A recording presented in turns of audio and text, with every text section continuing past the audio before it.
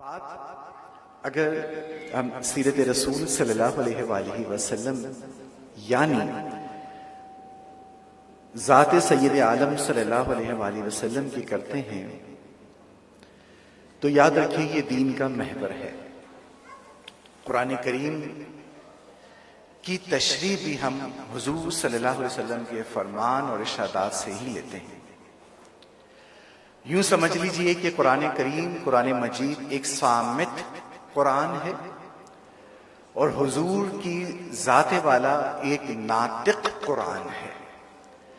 یعنی حضور صلی اللہ علیہ وسلم کی ذات وہ پوری ہدایت جو قرآن کریم میں موجود ہے اس کا عملی نمونہ ہے۔ قرآن نے جو کہا حضور نے وہ کیا، اور حضور نے جو کیا وہ قرآن نے کہا۔ تو یوں سمجھ لیجئے قرآن کریم کے جتنے بھی عجائب ہیں وہ تمام کے تمام منسوب ہیں حضور اللہ صلی اللہ علیہ وسلم کی ذات والا سے، اور چونکہ قرآن کریم کے عجائب لامتناہی ہیں، جس کی کوئی حد نہیں، تو سمجھ لیجئے کہ صاحب قرآن صلی اللہ علیہ وآلہ وسلم کے اوصاف اور عجائب بھی لامتناہی ہیں۔ اس کا احاطہ ممکن نہیں، لیکن ہر عہد میں علماء ربانیین نے، جن کے دل مقدس سینے میں کہوں گا کہ محبت رسول صلی اللہ علیہ وسلم کے ہزاروں پھولوں سے مہک رہے تھے، انہوں نے انہی لامتناہی اوصاف کو تحریر کے احاطے میں لانے کی کوشش کی، اور لکھتے لکھتے آخری سانس تک حضور صلی اللہ علیہ وسلم کی مدح سرائی کی، یہاں تک کہ جانیں دے دیں۔ تو نہایت خوش نصیب ہیں وہ افراد جو اس فہرست میں اپنا نام کسی طرح سے شامل رکھتے ہیں، جس طرح پروفیسر ڈاکٹر اسماعیل بدایونی صاحب کو ہم ماشاءاللہ ان کے لیے بہت دعا کرتے ہیں، اللہ کریم ان کے علم میں، ان کے عمل میں، ان کی نیتوں میں بہت بہت برکت عطا فرمائیں۔ اسی طرح سمجھ لیجئے کہ قرآن کریم میں ایک کانسٹنٹ تھیم ہمیں ملتی ہے، وَأَقِيمُوا الصَّلَاةَ وَآتُوا الزَّكَاةَ، یعنی جو نماز ہے اللہ تبارک و تعالیٰ کا خاص الخاص بندے کے ساتھ رشتہ ہے، اللہ نے اس کے ساتھ اپنے بندوں کی بھلائی کے حوالے سے زکوٰۃ کو شامل رکھا، تاکہ ایک مسلمان ایک مکمل شخصیت کے ساتھ معاشرے میں پنپے۔ اور اکثر قرآن کریم میں آپ کو یہی تھیم ریپیٹڈ ملے گی کہ وَأَقِيمُوا الصَّلَاةَ وَآتُوا الزَّكَاةَ وَأَقِيمُوا الصَّلَاةَ وَآتُوا الزَّكَاةَ۔ اب یقین جانیے کہ اپنی شخصیت میں نکھار کے لیے اور اپنی زندگی کے مسائل، چاہے اس کا تعلق کسی بھی ضابطے سے ہو، اس کے حل کے لیے، اور اپنے شعبے میں جس شعبے سے آپ وابستہ ہیں اس میں کامیابی کے لیے، یوں کہیے کہ اپنے ذہنی سکون کے لیے یا اپنی قلبی راحت کے لیے ایک فارمولہ ہے، اور وہ فارمولہ روزانہ کا یہی ہے کہ تلاوت قرآن، مطالعہ سیرت، تلاوت قرآن، مطالعہ سیرت، تلاوت قرآن، مطالعہ سیرت۔ آپ ایک ہفتے کے لیے، میں زیادہ نہیں کہتا، اس کو اپنا کے دیکھیے اور اس کے اثرات دیکھیے کہ کس طرح کی تطہیر آپ کے خیالات، جس طرح سے نماز اور زکوٰۃ عملی طور پر انسان کی شخصیت کو نکھارتے ہیں، آپ کی سوچ کی طہارت، آپ کی فکر نظریاتی تطہیر اسی فارمولے پہ ہے کہ آپ حضور صلی اللہ علیہ وسلم کی سیرت بھی پڑھیں اور اس کے ساتھ تلاوت قرآن کا کام بھی کریں۔ آپ یوں سمجھ لیجئے کہ جب ہم بات کرتے ہیں یثرب کی، مختصراً میں آپ کو عرض کروں کہ ایک ایسی جگہ تھی کہ جہاں پر بیماریوں کی آماج کا تھی، کیڑے مکوڑے ہوتے تھے، لوگ وہاں جانے سے کتراتے تھے، نام ہی اس کا یثرب رکھ دیا تھا کہ مصیبتوں پریشانیوں کی جگہ۔ جب سرور عالم صلی اللہ علیہ وآلہ وسلم وہاں پر تشریف لائے تو آپ نے قدم مبارک وہاں رکھ کر ہی فرمایا الآن مدینۃ النبی صلی اللہ علیہ وسلم، اور یہ منع کر دیا گیا کہ آج کے بعد اس کو کوئی یثرب نہ کہے، کہ حضور صلی اللہ علیہ وسلم کی تشریف آوری ہوئی ایک ایسی جگہ پہ جہاں پہ مصیبتیں، پریشانیاں، دکھ، بیماریاں ہیں، اور اس تشریف آوری سے وہ طیبہ بن گیا، یعنی مدینہ منورہ ہو گیا۔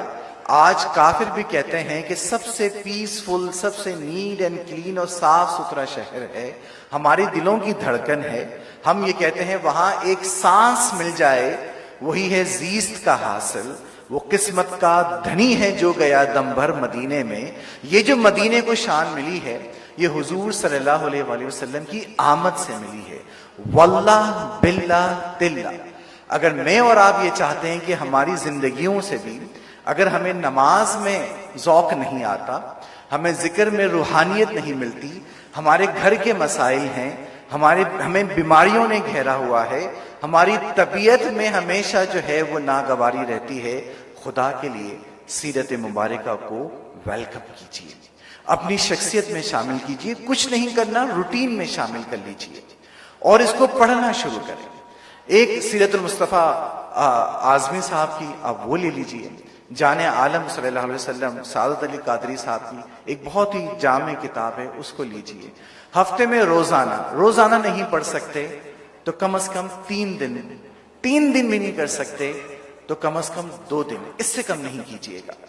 یہ میں آپ کو وہ فارمولہ آج دے کے جا رہا ہوں کہ زندگی کے جملہ مسائل سے آپ کے حل ہونے ہیں، کیونکہ ہم قرآن کے بارے میں یہ سنتے ہیں، پڑھتے ہیں، جانتے ہیں کہ اگر کافر بھی اس کو کھولتا ہے اور کسی ایک مسئلے سے متعلقہ دیکھنا چاہتا ہے تو اس کو وہ مسئلہ مل جاتا ہے۔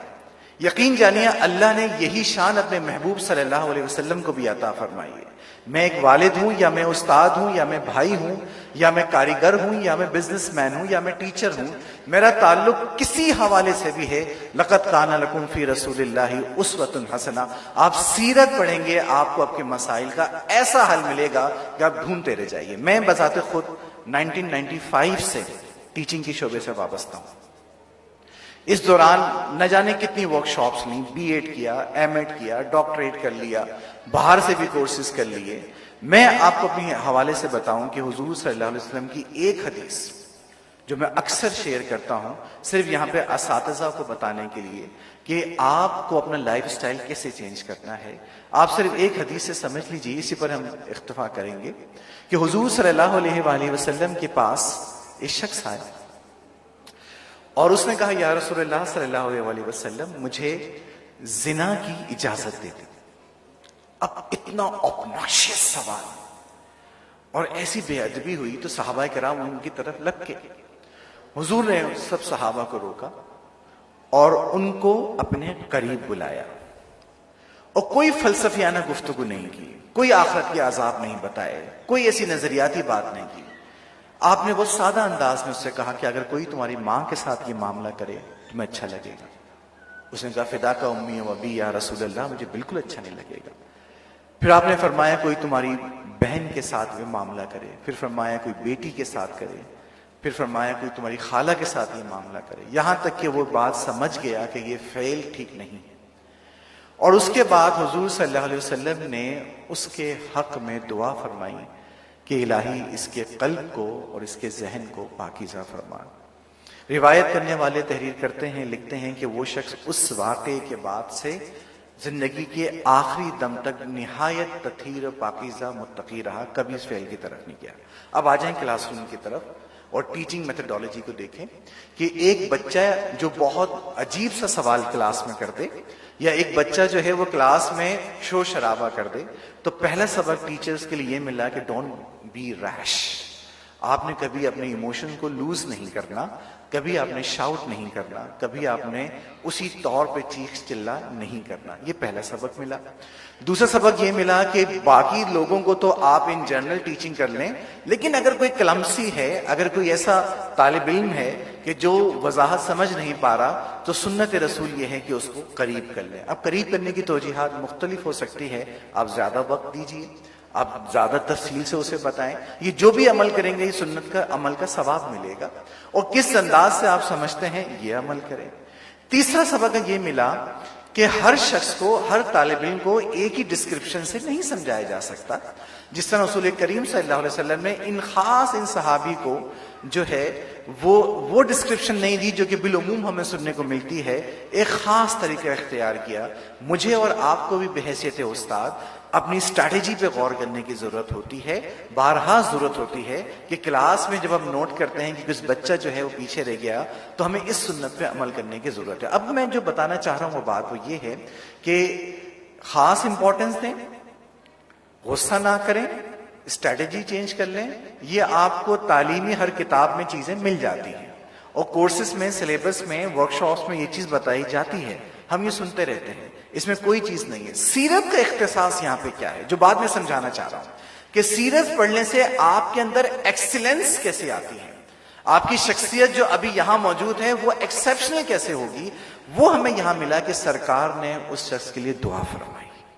یہ جو دعا فرمانے والا معاملہ ہے یہ آپ یقین کیجئے کسی ایجوکیشنل میتھڈالوجی میں، کسی بی ایڈ کے سلیبس میں، کسی ایم ایڈ کے سلیبس میں، کسی جگہ، کسی آپ ایجوکیشن اس کو سمجھ لیں، یہ والا جو روحانی طریقہ کار ہے وہ نہیں ملتا. یہ سیرت سے یہ گر ہمیں ملا.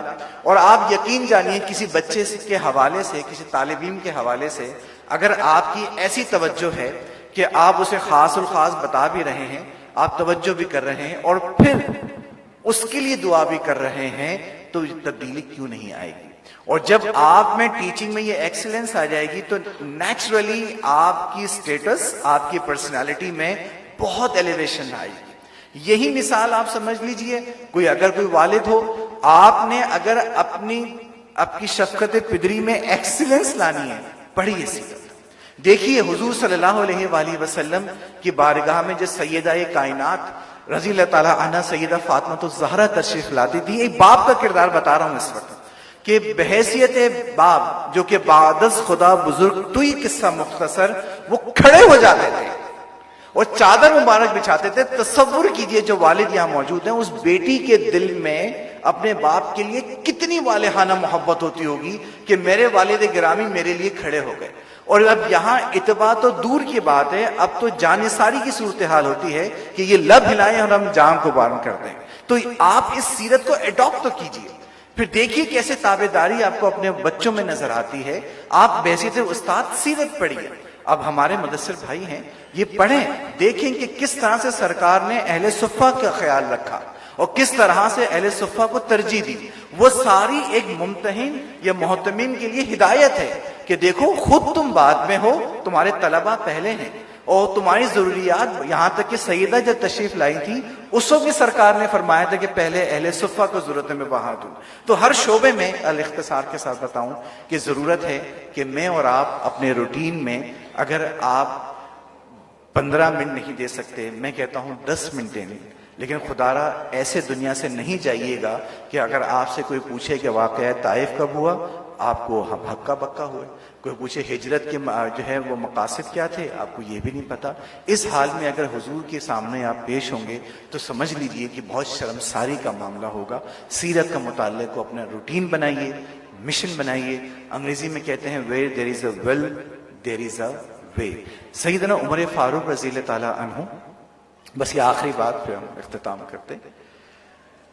مقدمہ تھا، امیر المومنین ہیں، بہت پیچیدہ مسئلہ تھا اور امیر المومنین نے فقط چند جملوں میں اس کا ایسا فیصلہ سنایا کہ جتنے وہاں موجود تھے وہ تعریفوں کی پل باندھنے لگے. اور ایک شخص نے حضرت عمر فاروق سے کہا کہ عمر تم کتنے لائق، کتنے سمجھدار اور تم کتنے ذہین ہو. اب عمر فاروق رضی اللہ تعالیٰ عنہ نے جب یہ کلمات سنے تو آپ دل ملا اٹھے، آپ کا چہرے کا رنگ تبدیل ہو گیا اور آپ نے اسی وقت فرمایا کہ اس بے وقوف کو دیکھو، یہ کہہ رہا ہے کہ عمر تم کتنے لائق اور سمجھدار ہو. خطاب کا بیٹا ابھی نہیں بھولا کہ جب زمانہ جاہلیت میں عورتوں کے پاس جا کر کہتا تھا مجھے بہت معقول معاوضے پہ بکریاں چرانے کے لیے دے دو، مجھے کوئی نہیں دیتا تھا. اور وہ عورتیں یہ کہتی تھیں کہ تو بد مزاج ہے، تو بکریوں کو مار دے گا. ہم تیرے پاس اپنی بکریاں نہیں دیں گے. کہ جو شخص 4-3 بکریاں نہیں سنبھال سکتا تھا آج اسے قوموں کی نگرانی اور قوموں کی قائدانہ صلاحیت مل گئی. اس میں عمر کا کوئی کمال نہیں ہے، اس شخصیت کا کمال ہے کہ جس شخصیت کے لیے یہی عمر ننگی تلوار لے کے قتل کے ارادے سے نکلا تھا. واللہ یہ وہی تربیت ہے اور یہ وہی تعلیمات ہے جس نے عمر کو آج اس مقام پر پہنچایا. ایسی ہی روایت ملتی ہے کہ حضرت عمر فاروق مکے کے کسی چٹیل کسی پہاڑی پہ چڑھ رہے تھے. چڑھتے چڑھتے جب پلٹ کے دیکھا تو زاروں قطار رونے لگے. اتنا روئے کہ صحابہ کرام نے پوچھا کہ یا امیر المومنین معاملہ کیا ہے؟ تو یہ فرمایا کہ مجھے اپنا لڑپن یاد آ گیا جب میرا باپ مجھے مارتا تھا اور مجھے 3 یا 4 اونٹ دیتا تھا کہ اس کو چرا لو، تو میں ایک کو سنبھالتا تھا، دوسرا بھاگ جاتا تھا، دوسرے کو سنبھالتا تھا، تیسرا بھاگ جاتا تھا. تو میرا باپ مجھے اس بات پہ مارتا تھا کہ عمر تو کیا کرے گا، تجھ سے 3 اونٹ نہیں سنبھلتے. آج یہ رسول اللہ صلی اللہ علیہ وسلم کی تعلیمات اور فیض ہے کہ 25 لاکھ مربع میل یا اس سے زائد کے آپ واحد رولر تھے اور ایڈمنسٹریشن آپ دیکھیے، آپ حکومت دیکھیے. فرماتے ہیں یہ خاص الخاص اسی شخصیت کا فضل و کرم ہے کہ آج عمر کو یہ مقام عطا کیا. زندگی کی اصلیت خدا کی قسم یہی ہے کہ آج ہماری حیثیت بھی ایسی ہے کہ ہم 4 بکری نہیں چرا سکتے. اور اگر ہم یہ چاہتے ہیں کہ ہمارے اندر صلاحیت آئے تو خدا کے لیے سیرت کا دامن تھام لیجیے، پڑھنا شروع کیجیے، اپنے انداز سے پڑھیے اور روزانہ کا معمول بنائیے. میں نہیں کہتا، ہمیں تو شروع سے ہی یہ تعلیم دی گئی کہ یہ بارگاہ ایسی ہے جو کریم کی بارگاہ ہے کہ جہاں نہیں سنتا ہی نہیں مانگنے والا تیرا. کہ جب ہم اس نیت کے ساتھ حضور صلی اللہ علیہ وسلم کی بارگاہ میں آئیں گے، اور یہ ہم سب جانتے ہیں کہ جتنے لمحے ہم سیرت مبارکہ میں مطالعہ کریں گے، یہ صحبت رسول اللہ ہے، یہ اللہ کے رسول کی صحبت ہے جو ہم دنیا میں روزانہ حاصل کریں گے. اللہ مجھے اور آپ کو جو کہا اس عمل کرنے کی توفیق عطا فرمائے. جزاکم اللہ خیر.